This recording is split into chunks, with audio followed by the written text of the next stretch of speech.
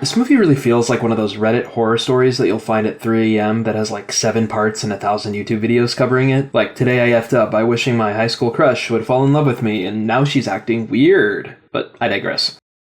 The stage is simple. You're hopelessly in love with a girl, and you don't have the courage to ask her out. You know she probably doesn't like you back.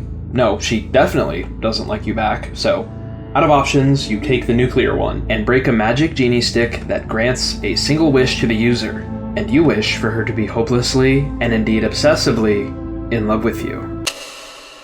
Something I've been obsessed about ever since the first trailer dropped for this film is how simple everything is from the get-go. The first and only trailer I ever saw was a single clip from the film of the protagonist calling the 24-hour hotline customer service number on the back of the wish stick and just being immediately hooked and sold on the film from that point forward. And indeed, it really is a simple premise, isn't it? Not many movies could sustain such a Tumblr short story prompt type storyline without getting old after about 20 minutes or so, which is why it's so impressive that this film works as well as it does. Yes, this film is indeed very good and very fresh, especially in a year like 2026, so utterly flooded with horror films competing for attention with nothing to say. Yet, here stands a film that so easily achieves such a classic feel to it that it utterly blows other films like it out of the water. And the primary reason as to why this is are equally as simple. Its story is witty and easy to follow, it has interesting themes that put the story into perspective for the viewer, and well, to be honest, it just has that X factor. The major thesis this movie presents to the viewer is the simple question of, can love be forced? And no, of course it can't, but the film goes a little bit deeper than that. Instead of leaving the question at that, the film posits that not only can love not be forced, but also that in order for love to be forced, the unwilling party would have to go to extreme measures to fit the archetype that the admirer desires and lose their sense of self entirely. Take Nikki, the love interest in the film.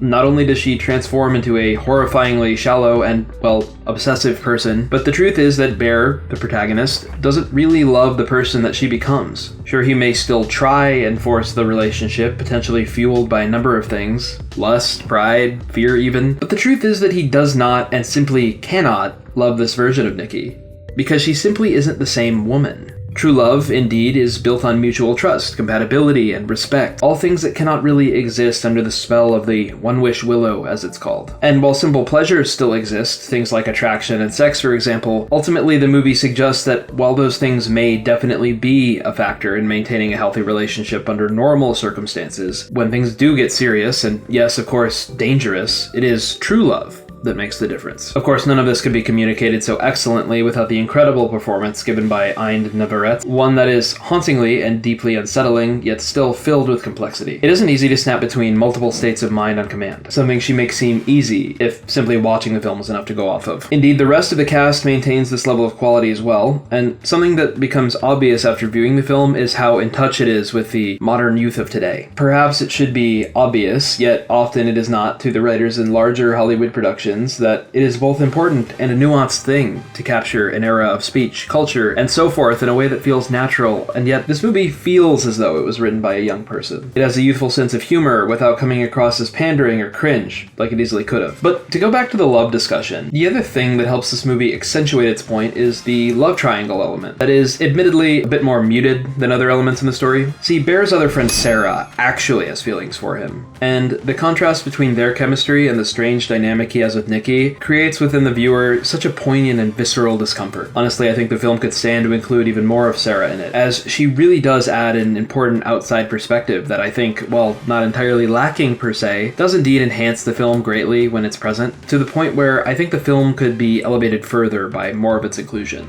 Because at a certain point, the film does begin to become a bit repetitive. There's only so many times that Nikki can have a manic episode or do something entirely insane before I get somewhat desensitized to it. But, at the very least, the film understands how to maintain and raise the stakes, as the film does indeed go to some viscerally disturbing places during its runtime. Between this movie and the drama, 2026 is quickly becoming the year of secondhand cringe movies, which, while incredibly well done and effective, leaves me appropriately exhausted and stressed throughout. This actually does lead into the other element of the film, the horror of it all, or the lack thereof, depending on your perspective. I'd imagine that many people don't know much about this film going in, and it's definitely not your run-of-the-mill jump scare style horror film. The bulk of the appeal and fear comes primarily from the tension of it all. The nauseating dread, the overwhelming exhaustion, more than through gore or simple jump scares. Don't get me wrong, there's definitely gore too. I can think of one scene in particular that stands out in my mind, but it really isn't the focus of the film. Not that I mind, however. I think that what we get here is honestly a breath of fresh air, as I stated at the beginning. Just something to consider though. So with that said, when does a movie get the right to be called a classic or a staple in film?